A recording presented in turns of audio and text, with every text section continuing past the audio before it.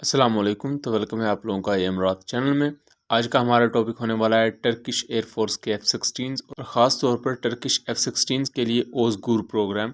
और इसी हवाले से बहुत से पाकिस्तानी दोस्त भी इस चीज़ को पॉइंट आउट करते हैं कि क्या ओज़गुर प्रोग्राम के तहत पाकिस्तान मुस्तकबिल में अपने F-16 को अपग्रेड कर पाएगा।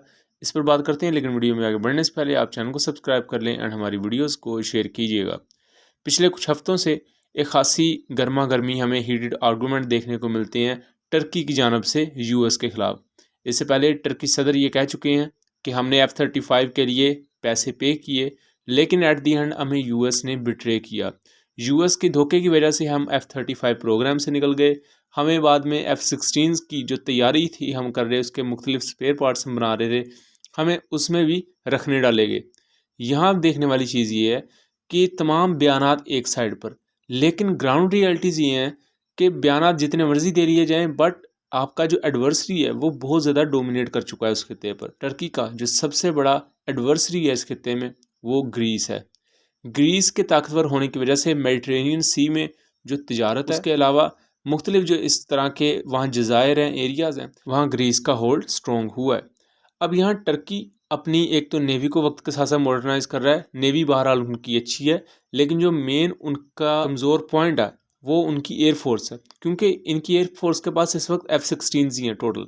लेकिन इन F-16 में से कोई भी अप टू डेट स्टैंडर्ड का F-16 नहीं है जिसके पास ऐसा रडार हो, मॉडर्न इक्विपमेंट्स हों, लॉन्ग रेंज BVR मिसाइल्स हों एंड एटसेट्रा एटसेट्रा। उसके लिए टर्की ने माजी में ओज़गुर प्रोग्राम शुरू किया।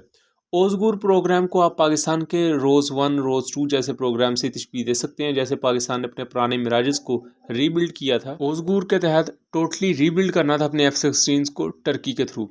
अब टर्की को एक गोल्डन अपॉर्चुनिटी इसमें नज़र आ रही थी कि वो अपने लोकल रिसोर्सेज से ही अपने F-16 को इस काबिल बना लेंगे वो ग्रीस के F-16 ब्लॉक 70s और उनके राफेल एयरक्राफ्ट को डेटर कर सकें। लेकिन ये चीज़ें भी कोई इतनी आसान नहीं होने वाली थी। वक्त के साथ साथ यहाँ अमेरिका ने काफ़ी ज़्यादा रखने डाले। अमेरिका ने फिर 2 शर्तें टर्की को दी कि अगर आपको F-16 ब्लॉक 70 चाहिए तो स्वीडन और फिनलैंड को नेटो में शामिल करवाना होगा। फिनलैंड और स्वीडन को इस वजह से शामिल करवाना था ताकि रशिया के खिलाफ प्रेशर बिल्ड किया जाए और नेटो को एक्सपेंड किया जाए। इस पर अब टर्की अड़ गया। टर्की ने कहा हम इन 2 कंट्रीज़ को हरगिज़ नेटो में शामिल नहीं होने देंगे, क्योंकि हमारे खिलाफ जो लड़ने वाली कुर्द तंजीमें हैं उनको ये 2 कंट्रीज सपोर्ट करती हैं। दूसरा, स्वीडन में एंटी इस्लाम जो एक नैरेटिव पूरा बनाया जाता था उसको भी बेस बनाया टर्की ने कि हम स्वीडन को तो एटलीस्ट हरगिज नेटो का हिस्सा नहीं बनने देंगे। दूसरी तरफ रशियन S-400 की वजह से भी और ज़्यादा प्रेशर बिल्ड होना शुरू हो गया था टर्की पर। टर्की वो वाहद कंट्री बन चुका था जो नेटो का हिस्सा था, लेकिन इसके बावजूद एक बड़ी तादाद में या एक बहुत ही prominent S-400 long range air defence system use करता था, रूस का बना हुआ। अब जो ओज़गुर प्रोग्राम की अब अपडेट की बात करते हैं, तो पहले जो 2 F-16 ब्लॉक 30 हैं जिन्हें ओज़गुर स्टैंडर्ड पर अपग्रेड कर दिया गया है, वो एयरफोर्स के हवाले कर दिए गए हैं।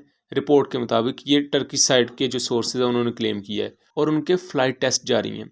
ये फ़्लाइट टेस्ट कंप्लीट होने के बाद इसी साल ये दोनों अपग्रेडेड F-16 टर्की की एयरफोर्स को बाकायदा तौर पर दे दिए जाएंगे, या यूँ कहूँ कि उन्हें इंडक्ट कर लिया जाएगा। अब ओज़गुर अपग्रेड है क्या बेसिकली? ओज़गुर अपग्रेड में काफ़ी ऐसी अपग्रेड्स हैं जो F-16 ब्लॉक 70 स्टैंडर्ड की हैं, लेकिन मैं यहाँ वाज़ेह करता हूँ इसका हरगिज़ मतलब ये नहीं होगा कि कोई F-16 ब्लॉक 70 बन जाएगा। लोकल रिसोर्सेज से एक हद तक इसे अपग्रेड कर लिया जाएगा, बट F-16 ब्लॉक 70 जैसा नहीं आप इसे कह सकते। बहरहाल टर्की का क्लेम यही है कि F-16 ब्लॉक 70 जैसा होगा। इसमें डिजिटल कॉकपिट यूज़ किया जाएगा जो कि पुराने F-16 ब्लॉक 30 में नहीं था। कलर MFDs यूज़ की जाएंगी। डिजिटल इंडिकेटर्स यूज़ किए जाएंगे हाइड्रोलिक सिस्टम्स के लिए, फ्यूल गेजेस के लिए, जो कि पुराने F-16 में नहीं होते थे। लिंक 16 इसमें अवेलेबल होगा और पहले से बेहतर होगा। Digital train system, digital mapping इसमें मौजूद होगी, जिसकी वजह से ये रिकॉनिसेंस कर पाएगा। Air to ground precision strikes ज़्यादा बेहतर तरीके से कर पाएगा, जैसे कि F-16 block 60, F-16 block 50 standard के F-16 कर सकते हैं। उसके अलावा एसएल पोर्ट कैरी करने के काबिल होगा। मुख्तलिफ रिकॉनिसेंस पोर्ट जिनमें DV-110 पोर्ट है और उसके अलावा GPS कैपेबिलिटी इसमें इनकॉर्पोरेट की जाएगी।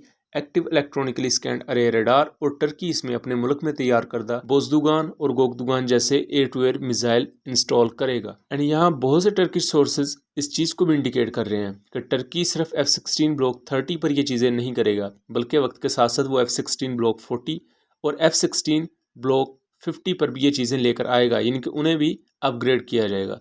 यहाँ रिसेंटली एक बयान आया था एंथनी ब्लिंकन की जानब से, जो सेक्रेटरी ऑफ स्टेट हैं यूएस के। उन्होंने कहा कि हम यानी कि बाइडेन गवर्नमेंट जो है वो पूरी कोशिश कर रही है कि F-16 ब्लॉक 70 दिए जाएं, लेकिन वहाँ जो मसला बना हुआ है वो उनकी कांग्रेस का है। कांग्रेस अप्रूव नहीं कर रही कि F-16 को ब्लॉक 70 दिए जाएं। उसकी ये वजह है कि टर्की कुर्द फोर्सेस के बहुत ज़्यादा खिलाफ है और बहुत ही मैसिव ऑपरेशन शुरू किया हुआ है कुर्द फोर्सेस के खिलाफ, जबकि यही वो कुर्द फोर्सेस हैं जिन्होंने नॉर्दर्न एरिया इराक और सीरिया का अपने अंडर कब्जे में किया हुआ है। और इन कुर्द फोर्सेस को बैकवे में यूएस सपोर्ट कर रहा है, और इस पर टर्की ने बहुत ज़्यादा तनकीद भी की है कि आप हमारे खिलाफ लड़ने वाली दहशतगर्द तंजीमों को सपोर्ट करते हैं। और उसके अलावा भी बहुत सी जियोपॉलिटिकल पेचीदगियां मौजूद हैं। बहरहाल अब हम आते हैं पाकिस्तानी साइड की तरफ। तो पाकिस्तान के पास तकरीबन 75 के करीब F-16 मौजूद हैं, और पाकिस्तान के पास जितने भी F-16 हैं वो MLU स्टैंडर्ड पर अपग्रेडेड हैं। उसके अलावा पाकिस्तान के पास F-16 ब्लॉक 52 प्लस भी मौजूद है। बट अगर वक्त के साथ साथ देखा जाए तो आज के दौर में ये F-16 कोई उतने ज़्यादा इफेक्टिव नहीं रहे। अगर हम इवन इंडो पाक को देखें तो ये F-16 इफेक्टिव इस वजह से नहीं रहे क्योंकि दोनों कंट्रीज़ के पास PL-15 और मिटियोर जैसे लॉन्ग रेंज BVR मिसाइल्स आ चुके हैं। उसके अलावा जो इलेक्ट्रॉनिक वॉरफेयर का स्पेक्ट्रम है वो इतना ब्रॉड और इतना थिक हो चुका है कि ये पुराने F-16 उसमें सही तरह फिट नहीं होते या स्ट्रगल करते हैं। इसलिए आने वाले वक्त में 2027-2030 तक के एरिया में पाकिस्तान को इन F-16 के लिए या तो कोई अच्छा रिप्लेसमेंट ढूंढना होगा। अगर ये उस वक्त तक रिप्लेस नहीं किए जाते तो इनके लिए एक अपग्रेड ज़रूरी होगी। उसके लिए ओसगुर प्रोग्राम अच्छी अपॉर्चुनिटी हो सकता है, लेकिन किस हद तक अच्छी अपॉर्चुनिटी है इसके बारे में अभी क्वेश्चन मार्क्स रहते हैं, क्योंकि ओसगुर अपग्रेड में भी जो बहुत से सब सिस्टम्स हैं जैसे आइसा रडार है, वो कौन सा रडार है और जिस आइसा रडार के बारे में टर्की ने बात की है क्या वो बन चुका है या वो अभी भी अपने प्रोटोटाइप फेज़ में, ये चीज़ें अभी भी मौजूद है बहरहाल अपनी जगह पर। लेकिन ओसगुर प्रोग्राम के लिए भी हमें एक अच्छी जियोपॉलिटिकल स्ट्रेटजी चाहिए ताकि यूएस हमें आगे अलाउ कर सके इन अपग्रेड्स के लिए। बहरहाल जियोपॉलिटिक्स एक ऐसा खेल है जो पल में तोला और पल में माशा होता है। सो आने वाला वक्त कैसा हो हम इस बारे में कुछ नहीं कह सकते। सो ये पाकिस्तान एयरफोर्स पर डिपेंड करेगा कि वो आइदर F-16 को आगे लेकर चलना चाहेंगे, इसकी मजीद अपग्रेड चाहते हैं, या वो किसी दूसरे 5th जनरेशन प्लेटफॉर्म के साथ इसको रिप्लेस करेंगे। सो ये था आज का एनालिसिस। उम्मीद करता हूँ चीज़ें क्लियर रही होंगी। मिलेंगे अगली वीडियो में, तब तक के लिए अल्लाह हाफिज़।